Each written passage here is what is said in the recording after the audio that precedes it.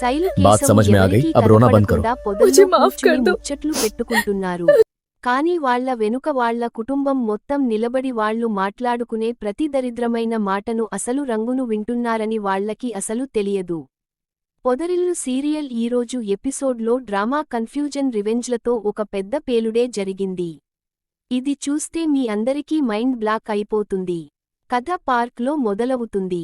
అక్కడ ఒకవైపు స్నేహం హాస్యం మరోవైపు గొడవలు నడుస్తున్నాయి. మొదటగా చక్రి మహాల మధ్య చిన్న గొడవ జరుగుతుంది. చక్రి మహాతో నన్ను ఇలా ఒంటరిగా వదిలేసి వెళ్లడం నీకు పద్ధతి కాదు, మనమిద్దరం కాస్త ప్రైవేట్గా మాట్లాడుకోవాలి అంటాడు. దానికి మహా ఆశ్చర్యపోతూ నేను నిన్ను ఎప్పుడు వదిలేసి వెళ్లాను అని అడుగుతుంది. వాళ్ళ మధ్య ఈ చిన్న డిస్కషన్ నడుస్తుండగానే కథ మరోవైపు తిరుగుతుంది. అక్కడ కన్నా నారాయణ కలిసి పార్క్లో నడుస్తూ మాట్లాడుకుంటున్నారు. నారాయణ కాస్త కామెడీ మూడ్లో కన్నతో చూసావా, చివరికి మనమిద్దరమే ఒంటరిగా మిగిలిపోతాం. అందరూ ఒక్కొక్కరుగా వెళ్ళిపోతున్నారు అంటాడు. నారాయణ అమ్మాయిలను పడేయడం గురించి వింతగా మాట్లాడుతుండగా కన్నకి ఒక ఛాలెంజ్ ఇస్తాడు. నీకు అంత దమ్ము ఉంటే వెళ్ళి ఎదురుగా ఉన్న అమ్మాయిని పడేయ్ అని. కన్న అతని మాటలు నమ్మి లైన్ వేయడానికి ముందుకు వెళ్తాడు. కాని అక్కడే ఒక పెద్ద ట్విస్ట్ వస్తుంది. ఆ అమ్మాయి వెనక్కి తిరిగి నారాయణను చూసి అన్నయ్య అని పిలుస్తుంది. అది వినగానే నారాయణ గట్టిగా నవ్వడం మొదలు పెడతాడు. కన్న ఫ్యూజులు ఎగిరిపోతాయి. ఇంతలో మహా అందరి కోసం చల్లటి ఐస్ క్రీం తీసుకొస్తుంది. అందరూ ఐస్ క్రీం తింటుండగా కన్న చేతిలో నుండి అనుకోకుండా ఐస్ క్రీం మహా షర్ట్ మీద పడుతుంది. కన్న వెంటనే సారీ చెప్పి బట్టలు క్లీన్ చేసుకోవడానికి వాష్రూం వైపు పరిగెడతాడు. ఇక పార్క్లోని మరో మూలలో మాధవ మనీష కలిసి తిరుగుతున్నారు. ఇక్కడ ఇంకో లెవెల్ కన్ఫ్యూజన్ నడుస్తోంది. ఎందుకంటే మాధవ హిందీలో మాట్లాడుతుంటే మనీషకి కేవలం తెలుగు మాత్రమే వచ్చు. ఇద్దరి మధ్య లాంగ్వేజ్ గ్యాప్ చాలా పెద్దగా ఉంది. అయినా కలిసి నడుస్తున్నారు. అప్పుడు అక్కడికి మాధవ తెలిసిన ఒక వ్యక్తి వస్తాడు. వాళ్ళద్దరిని కలిసి చూసి వాళ్ళు భార్యాభర్తలని పొరపాటు పడతాడు. అతను మాధవ దగ్గరికి వచ్చి ఈమె నీ భార్యనా, పెళ్లి ఎప్పుడు చేసుకున్నావ్, నాకైతే చెప్పనే లేదు, నీ భార్య చాలా బాగుంది అని పోగొడుతాడు. మాధవ వెంటనే కంగారుపడుతూ లేదు ఈమె నా భార్య కాదు, భాన్సి చెల్లెలు, నాతో ఊరికే ఇలా వచ్చింది అని చెప్తాడు. ఆ తర్వాత ఆ వ్యక్తి సారీ చెప్పి అక్కడి నుండి వెళ్ళిపోతాడు. మనీషకి ఏమర్థం కాక అతను ఏమన్నాడు అని అడుగుతుంది. మాధవ తెలుగులో అతను మనల్ని భార్యాభర్తలు అనుకున్నాడు అని వివరించినప్పుడు మనీష కాసేపు పూర్తిగా సైలెంట్ అయిపోతుంది. అక్కడ వాతావరణం అంతా ఒక వింత నిశ్శబ్దంతో నిండిపోతుంది. కాని అసలు గొడవ ఇప్పుడే మొదలవుతుంది. అక్కడ చక్రి ఒక వ్యక్తితో మహాని ఉద్దేశిస్తూ నా భార్య అని అంటాడు. కాని ఆ ఎదుటి వ్యక్తి పెద్ద తప్పుగా అర్థం చేసుకుంటాడు. చక్రి తన భార్య గురించి మాట్లాడుతున్నాడని అనుకొని గొడవ పడతాడు. నువ్వు నా భార్య గురించి ఏం మాట్లాడుతున్నావ్, నీకు అసలు పెళ్లి ఎప్పుడు అయింది అని అడుగుతాడు. చక్రి తిరిగి అతడిని నీకు ఎప్పుడు అయింది అని అడుగుతాడు. ఆ వ్యక్తి 4 నెలల క్రితం పోలీస్ స్టేషన్లో అయింది. అప్పుడు నేను క్యాంప్లో ఉన్నాను అంటాడు. చక్రికి పిచ్చి కోపం వచ్చేస్తుంది. నువ్వు నా భార్యకి ఐ లవ్ యూ అని ఎలా చెప్తావ్ అంటూ గొడవ పడతాడు. ఇద్దరి మధ్య మాటలు పెరిగి చక్రి ఆ వ్యక్తిని లాకెళ్లి దారుణంగా కొడతాడు. ఆమె మన భార్య, నువ్వు నీ భార్య అనుకునే ఆమెను ఎవరూ ప్రేమించరు అని అరుస్తూ కొడతాడు. ఈ సీన్ చూసి అక్కడ ఉన్న నారాయణ మిగతా వాళ్ళు అంతా షాక్ అవుతారు. నారాయణకి మెడిసిన్ బాటిల్ ఇంకా దొరకలేదని అనిపిస్తుంది. అందరూ నవ్వడం మొదలు పెడతారు. నారాయణ కూడా నవ్వు ఆపుకోలేకపోతాడు. కాని చక్రి చాలా బాధపడతాడు. ఈ కుటుంబంలో తనని ఎవరూ పట్టించుకోవడం లేదని అనుకుంటాడు.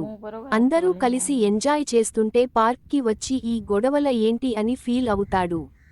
పదండి అందరం కలిసి ఏదైనా గేమ్ ఆడదాం అంటాడు. ఇంతలో కొందరు పిల్లలు బాల్ పట్టుకుని రావడంతో మహా మనీష అక్కడి నుండి వెళ్ళిపోతారు. కన్నా నారాయణ ఇంకా మజాక్ మూడ్లోనే ఉంటారు. కన్నా ఎవరి జాతకంలో అయినా బ్యాడ్ లక్ ఉంటే అది నీ జేబులోనే ఉంటుంది అనగానే నారాయణ మళ్ళీ నవ్వుతాడు. చక్రి చాలా కోపంగా అప్సెట్ గా ఉంటాడు.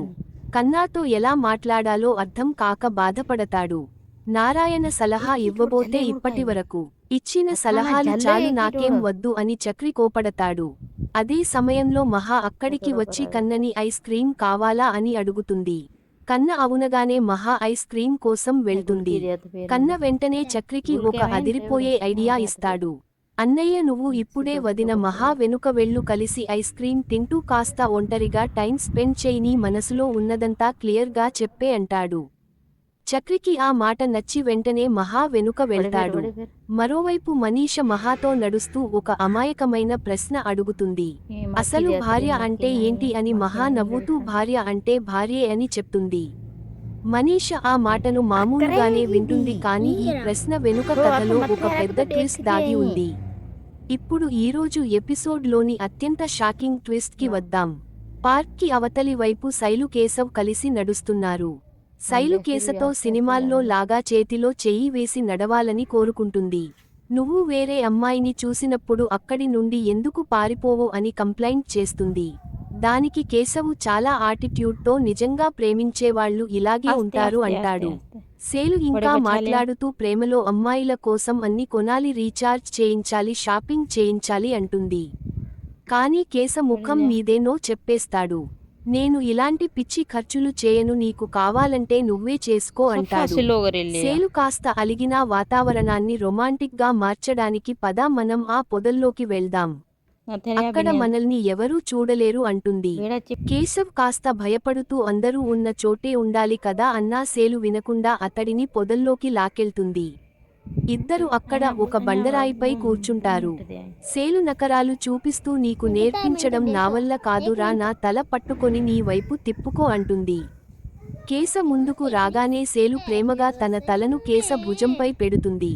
తామిద్దరూ చాలా సేఫ్ గా ఉన్నామని ఎవరూ చూడడం లేదని వాళ్లు అనుకుంటారు. కానీ వాళ్ల ప్రేమాయణం వాళ్ల కొంప ముంచబోతుందని వాళ్లకి అసలు తెలియదు. కేశవ పొదల్లో ఒంటరిగా ఉన్నామని ఫీల్ అవుతూ శైలు ముందు బిల్డప్ ఇవ్వడానికి తన సొంత ఫ్యామిలీ గురించే చెడుగా మాట్లాడటం మొదలు పెడతాడు.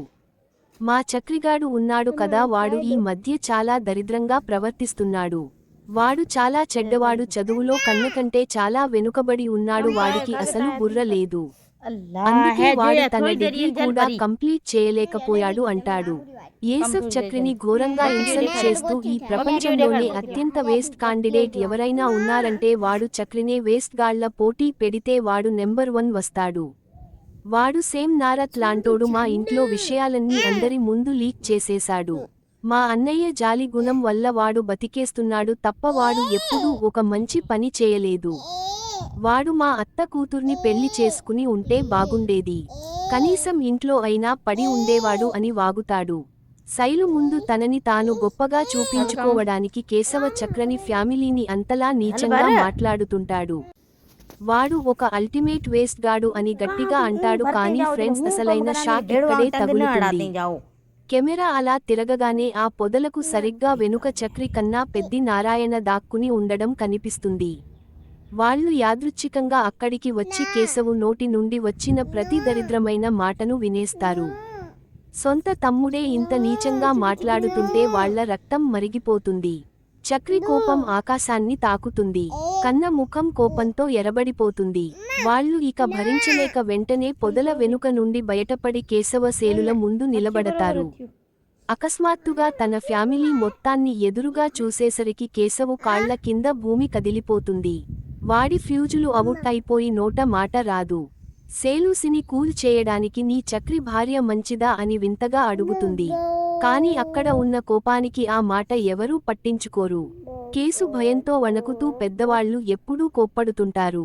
అందుకే నేను దూరంగా ఉంటాను అని కవర్ చేయడానికి చూస్తాడు. మహాచక్రి కన్నా నారాయణుల మనసులో చాలా